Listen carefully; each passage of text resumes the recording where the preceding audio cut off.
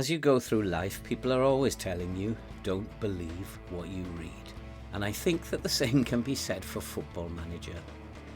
And something interesting has just recently happened, which has made me question, should I always believe what I read when I'm playing this game? Let's go and kick some balls. Hello and welcome back to Football Manager Into the Future, the Alex Ferguson save. And we are here at Norwich, who when we took over in November 2040 were in 19th place in the Premier League. And our aim is to make Norwich the most feared team throughout Europe. And having survived very comfortably in our first season and finishing 12th, our second season seems to be going even better. And currently we are sitting in 5th position in the Premier League, and things for me are very much on track. Our brief this season is just to avoid relegation, but I have higher ambitions, and I believe at minimum we will finish mid-table, but we could also this season be at least competing for one of the European places. But before we look at what has been happening both on and off the pitch, and there wasn't really a lot going on off the pitch, if you are brand new to the channel and you like FM content and you love to see people suffer playing this game, then you are definitely in the right place. So why not subscribe, like, watch, comment, help the channel to grow and help us to support the very worthwhile cause that you can see scrolling up above. And today we will be playing two games that are very, very big games for me. We will be at home to West Ham, and then we will follow that with an away trip to Leeds. Both of these games, potential banana skins for this Norwich team. I am not expecting to finish this episode in 5th place, and we will do very well to get anything out of either of these two games. One of the most interesting things about the Premier League has been the form of Liverpool, and they are struggling at the moment, and they only have 9 points from their 8 games. I don't expect that to last, and I expect to see Liverpool mounting a revival before very long. But let's go and have a look at what has happened on the pitch since you were last with us. And when you were last with us, you saw us beating Burnley by 1-0, and then we thrashed Sunderland by 5-1 and got the 6 points from what were two very, very important games at that time. We then went into what was a very difficult run of fixtures. We did lose away at Liverpool. We were unlucky, I thought, and then we lost in the third round of the Carabao Cup 1-0 away at Newcastle, to be expected. But we've bounced back and we have beaten Tottenham at home by 3-0, and that was followed by an away trip to Southampton where we got a 1-1 draw. And this is where something really interesting happened. When I was preparing for the game against Southampton, I did what I would normally do, and I went to the scout report just to have a look at what the strengths and weaknesses of Southampton were. And whilst they looked like a fairly impressive team, at this point I'm not too worried. And they had a lot of weaknesses. And one of the things that I noticed was they were not very brave, they were not very strong, and we could possibly go into this game with a view to bullying them. And when I saw then that they lacked pace as well, I thought that we should be playing this game high up the pitch and not be worrying too much about Southampton's capability on the counter-attack. And I felt quite confident that if we attacked this team, then we will get a result against Southampton. And so we set up the team with that in mind. We felt that they weren't very impressive going forward. But then following the result, I got an email about how the match had gone, and it did say Southampton featured a number of exceptionally quick players, but they were unable to secure victory, instead sharing the spoils on a breezy evening at St Mary's. But what struck me there was that I was told by my scout responsible for scouting the opposition that they lacked pace, but clearly something odd had happened here. We were very fortunate to get a draw, and Southampton played very well. And I did notice by half-time that in transition we were giving the ball away quite a lot, and we were becoming very vulnerable. So what I did was to shorten the passing, and then I told the boys not to counter-attack, but merely to hold their shape. If we were giving the ball away a lot, I wanted to be solid at the back when Southampton counter-attacked, and so it worked. We managed to hold on to a 1-1 draw. My assistant seems to think that we should have won the match. I don't think so. I think we were lucky to get a draw. And I think if we go back to the report that we were looking at, this is a squad report. It is not a first team report. And so whilst the first team might contain a number of quick players, the rest of the squad might be a problem for Southampton. In fact, they are extremely slow. And so the overall squad may look like they lack pace. And so my scout may not be telling me lies. He may be reporting on the squad rather than the first team. And although the squad as a whole has poor pace, this didn't mean that the first team has poor pace. And so when setting up, that's something I really need to look at a little bit more closely in the future. And I think that is why I always do the opposition instructions myself rather than leaving them to the assistant manager. And so that was quite interesting and proved the point that maybe you shouldn't be believing everything that you read. And so on to today. We have to play this game at home against West Ham. I'm really not sure how to play this game. West Ham, who are in very, very good form at the moment. Our form is a little bit sketchy. I'm really not quite sure how to play this game, but we'll figure it out. Let's go and kick some balls. And so the team for today is Gotts in goal, with Allen, Silva, Antonio and McSweeney at the back. Achnach, Fortes and Zaprapoulis in midfield, with Puk, Kitambala and Wilden up front.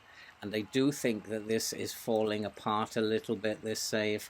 I think this season is going to go into a downward spiral. I feel like I'm out of control here and that I don't have much say in what is going on.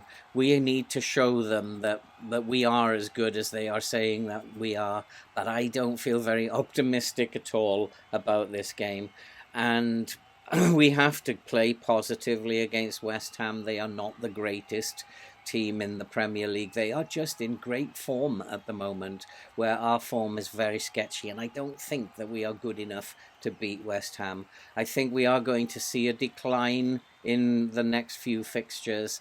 Leeds is going to be a very tough game away from home, and this against West Ham is a tough game. We have not had the best fixture run of late, but at the moment the game is fairly evenly poised. We do have the better of the match momentum. We are looking better in terms of possession, and we are creating more chances than West Ham. We are playing a little bit better than I expected, and so far so good. And at the moment, though, it's still Norwich 0, West Ham 0. There has not been a highlight in the first half. There probably will be a highlight coming up very shortly. We still have the match momentum, and hopefully the highlight will turn out to be in our favour.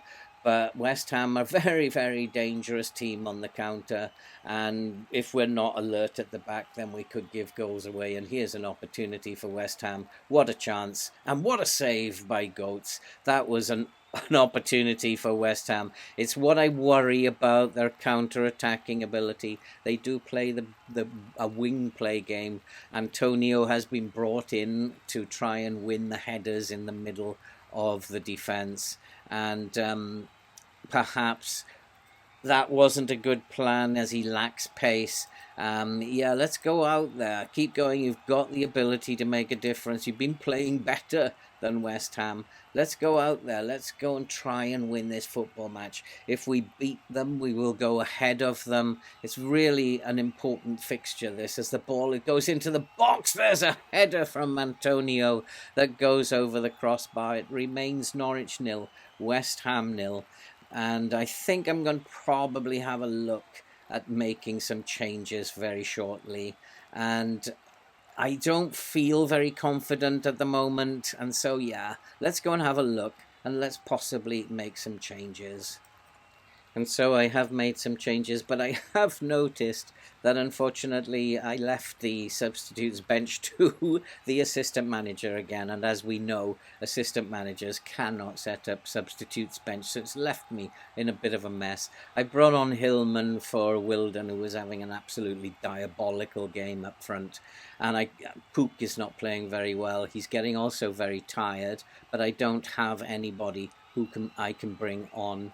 And for some reason, my assistant left Marcos on the bench that I can bring on to relieve Pook, who is tiring. Zapropoulos is also tiring. Let's make some changes. And so I have made my final 2 changes. I'll be very happy to hold on for a 0-0 draw here. What a mess that substitutes bench was, and I got to learn that lesson, never to leave it to the assistant. That was an absolute shambles on the bench, and we had so many midfielders, no attackers, no wingers, and I've had to play Carioca on the right flank here. He can play in that role, but it's not where I would favour him to play. He is driving down the right wing, looking to get a ball into the box. There is a header, it goes over the crossbar. Pook has been very poor today. He's also tiring. He's probably played a lot of international football. And at the end of the day, it's finished up. Norwich 0, West Ham 0. We've stopped West Ham from winning, and I'll take that. We didn't play very well, and I'll take a 0-0 draw. I'll take a point when you don't play very well. We were pretty poor in that game. We are now down in 7th place.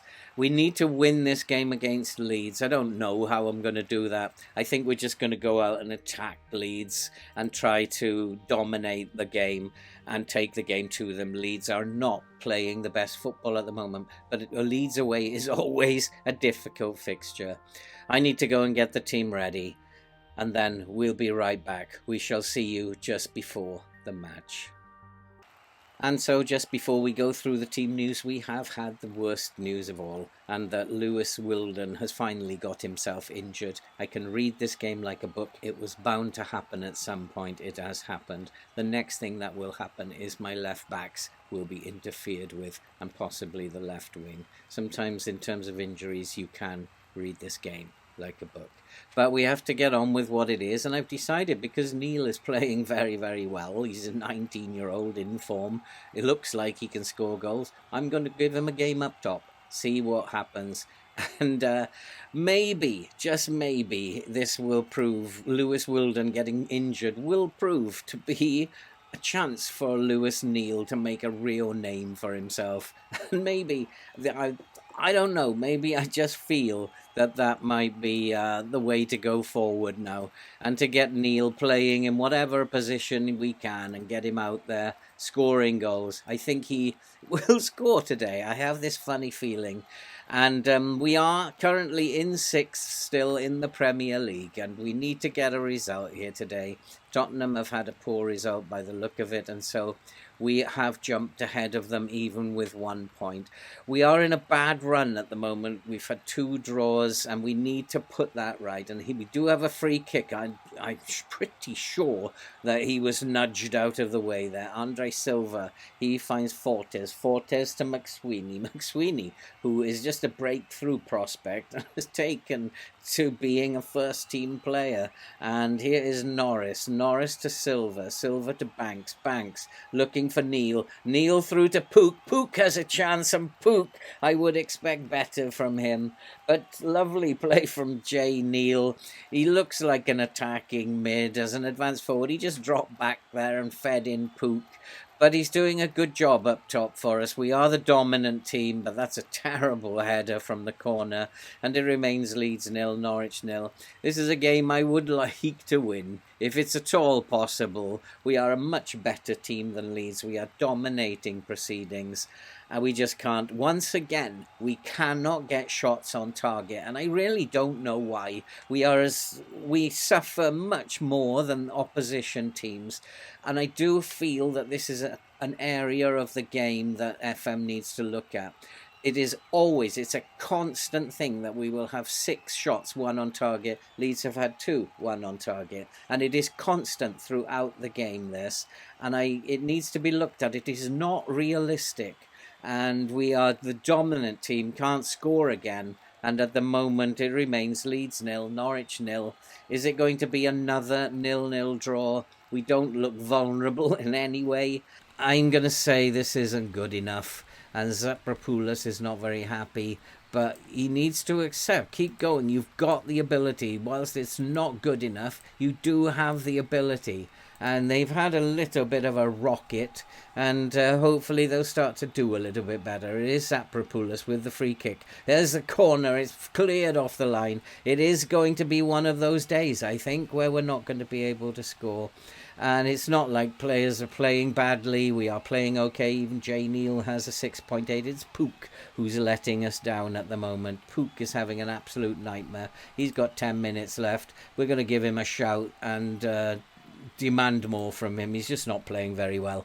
And Kitambala finds Neil. Neil is having a good game. He's found Zapropoulos on the right. Ball into Neil, and Jay Neal has made it 1-0. I just had a feeling that Jay Neal might be the man today, and he has popped up and made it Leeds 0, Norwich 1. Have we found the successor to Wilden in Jay Neal? He's just a young 19-year-old, but he is lethal in front of goal. He, for me, is the successor for Kitambala. I wanted to give him game time this season, so when Kitambala leaves in the summer, we've got a natural replacement. But he could even now, looking at it, come in and play as the advance forward. And here's Pook. Pook is playing a little bit better since I gave him a telling off. Not much, but a little bit better. And he is in space, but it's cleared away. It comes to Kitambala. Neil, beautiful pass. And there's another goal, and it's Zapropoulos has made it 2-0. And Jay Neal is having the game of his life. He's having a great time as the advance forward today. And what a beautiful pass from Jay Neal.